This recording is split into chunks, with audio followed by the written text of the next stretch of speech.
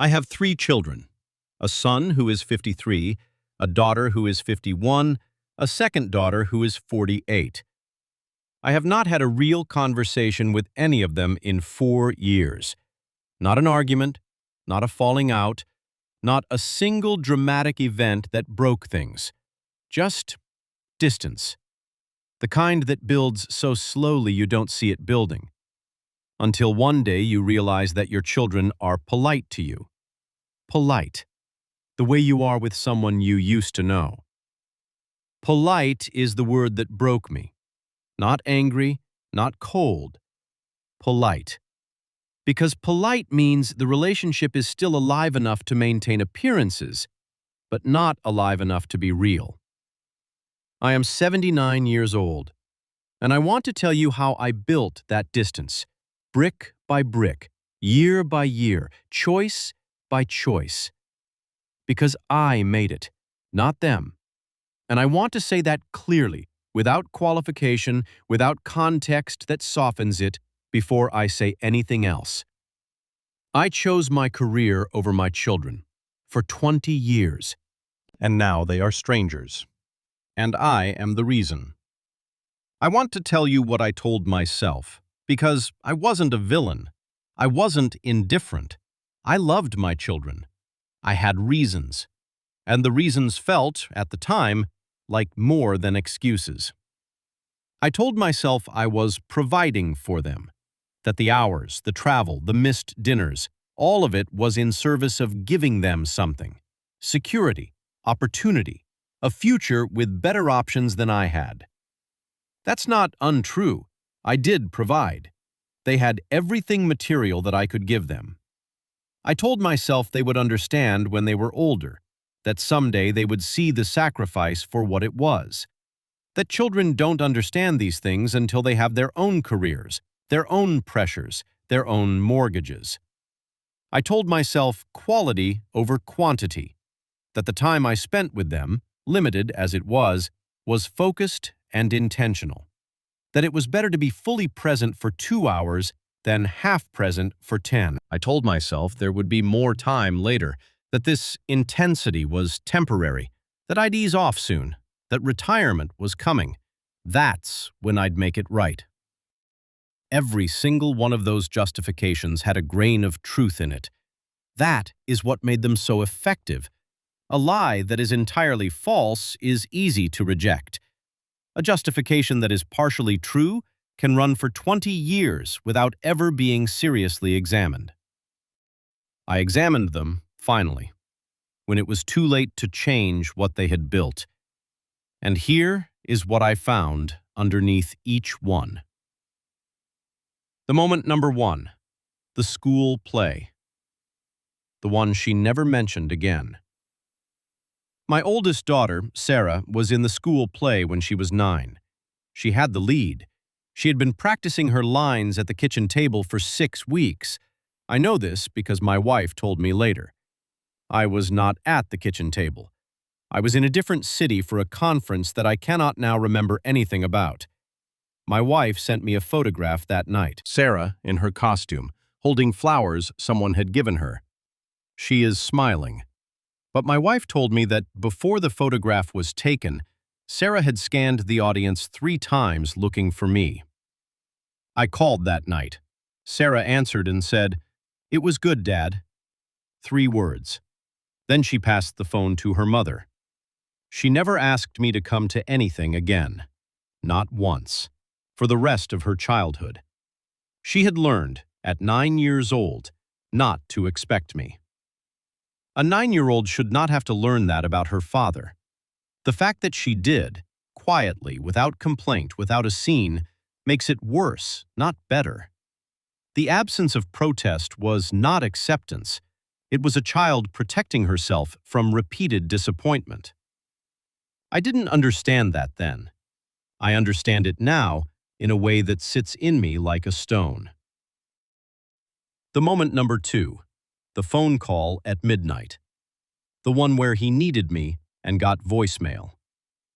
My son, James, called me at midnight on a Tuesday when he was 17. I was in a hotel in another city. My phone was on silent. I saw the missed call at 6 in the morning. I called back immediately. He answered. His voice was flat. The way voices go flat when something raw has been replaced by something composed. He said, "It's fine, Dad. I sorted it out." I asked what had happened. He said, "Don't worry about it. I'll tell you sometime." He never told me. I never found out what that midnight call was about. He is 53 years old. I have never found out. I have thought about that missed call more times than I can count, not because I know what he needed, because I don't, and because the not knowing is its own answer. It tells me he needed me enough to call at midnight, and the call going unanswered was enough to teach him never to call like that again. A 17-year-old calling his father at midnight needed something real. What he got was voicemail, and what he learned from voicemail, the lesson that settled into him like a fact about the world, was that his father was not reliably available for the real things. That lesson does not unlearn easily. I am 79 years old, and it has not unlearned yet. The moment number 3. The graduation I left early. The one where I checked my watch. My youngest, Claire, graduated from college. I was there. I want to say that. I was there. I sat in the auditorium. I watched her walk across the stage. I took photographs.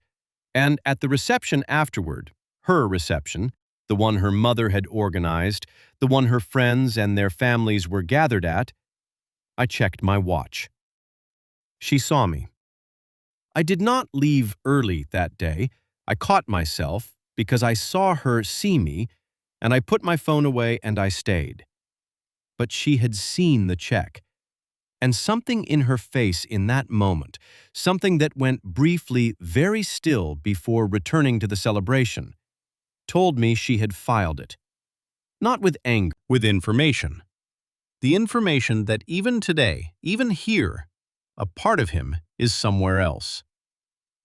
The cruelest thing about this memory is that I stayed. I corrected course, and it didn't matter, because she had already seen the check. The intention to leave early had already been communicated. In the most important moments of a child's life, there is no do-over for being seen reaching for the exit.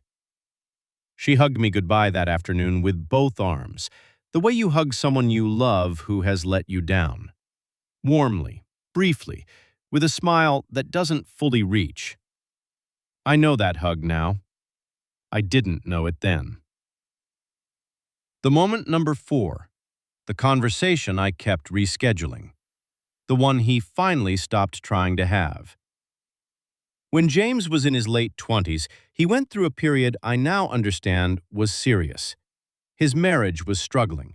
He was unhappy in work he had chosen partly, I think, because he had watched me and absorbed the wrong lessons about what a man is supposed to prioritize. He tried 3 times to have a real conversation with me about it.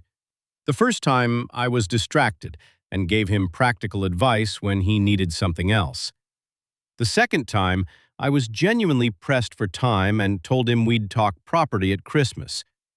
The third time, he started to say something real, and I moved the conversation somewhere easier. I didn't do it deliberately, but I did it. There was no fourth attempt. His marriage did eventually fail. He found his way through it, not with my help, with the help of friends, a therapist, and a version of his own resilience that he had built without me. My son learned to handle the hardest things in his life without me because I had trained him to, not intentionally, but consistently. Every rescheduled conversation, every practical redirect, every time he needed depth and I offered logistics, I was teaching him that I was not that resource. He learned the lesson well. He stopped trying to teach me otherwise. The moment number 5, the day I retired. The day I showed up, 20 years too late, I retired at 65. I had imagined retirement as the correction, the period when I would show up, when I would invest the time I had been borrowing against for 20 years, when my children would finally get the father I had always intended to be. What I discovered in the first year of retirement is that you cannot retroactively parent adult children. They had finished growing up, without me largely. They had built their lives, their schedules, their habits, their closest relationships, their ways of moving through the world entirely independent of me. Not because they didn't want me, because they had learned to. I called more, I visited, I was available in a way I had never been. And what I found was that the availability, offered now at 65, was met with a warmth that was genuine but careful. They were glad to see me. They did not reorganize their lives around me. Why would they? I had never reorganized mine around them. Presence is not a gift you can give retroactively. You cannot deposit it in the past. You cannot withdraw it from a relationship that was never built on it. I arrived at the party 20 years late with flowers and an apology, and found a room full of people who had already figured out how to have a good time without me. I was not unwelcome. I was just not necessary. And not being necessary to your own children at 65 is its own quiet devastation. I want to tell you what I finally understood. Not immediately, not even in the first years of retirement. It took until my mid-70s, until the polite distance had calcified into something neither of us spoke about openly, to see it clearly. Here is what I understood. I did not choose my career over my children in one moment. I chose it in thousands of small moments over 20 years, each one individually justifiable, each one in isolation defensible. Taken together, they built something. They built a father who was mythologically present and practically absent, who showed up for the big things and missed the ordinary ones, who was technically in the house and reliably somewhere else.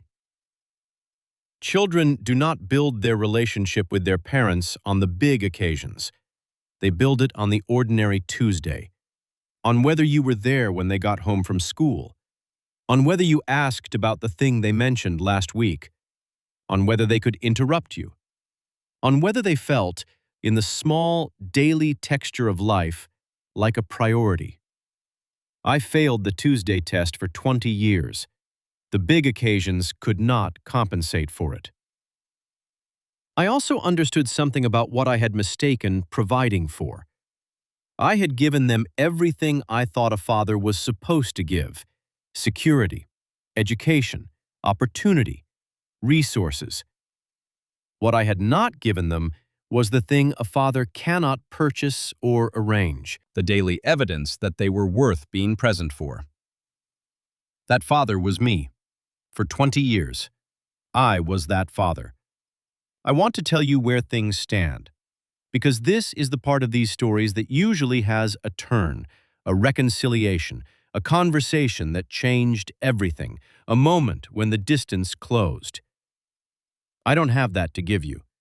Not yet. Maybe not ever, I don't know. We see each other at Christmas, at birthdays, the grandchildren's events when I am invited. The conversations are warm enough. Nobody is cruel. Nobody makes a scene. They call on my birthday and I call on theirs. There is a version of contact that looks, from the outside, like a relationship. What it lacks is the thing that makes a relationship: the ease of it. The sense that the other person is genuinely glad you are there, not just managing your presence graciously. I have tried to address it. I sat down with each of them, separately, over the past several years, and I said what I should have said decades ago. I told them I had failed them. Not in the hedged, qualified way that still protects the teller, in the full, unqualified way. I was absent. I chose work. That was wrong. I am sorry." They received it graciously. They said the right things in return. The distance did not close. An apology can be fully meant and fully received and still not repair what was lost. Because what was lost was not trust exactly. They trust that I love them. What was lost was the accumulated texture of a relationship, the inside jokes, the shared history of ordinary days, the shorthand, the ease. You cannot apologize those things back into existence. They are either there or they are not. In our case, they are, largely, not. I want to be honest about that, because the version of this story that ends in tearful reconciliation would be more comfortable to tell. It would also be a lie. And if the lie comforted you while you made the same choices I made, it would be a dangerous lie. I want to speak directly to two people, and I think you know which one you are.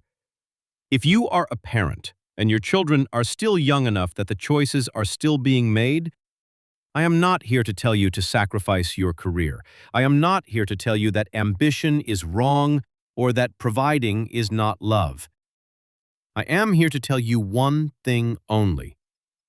The Tuesday matters more than you think. Not the recital, not the graduation. The Tuesday afternoon when nothing special is happening and you chose to be there anyway, or not.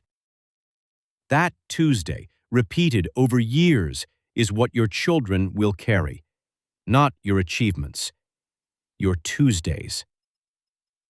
You do not have to choose between career and children, but you do have to choose every day in small, specific moments, whether work or the person in front of you gets the better version of your attention. I made that choice consistently in one direction for 20 years.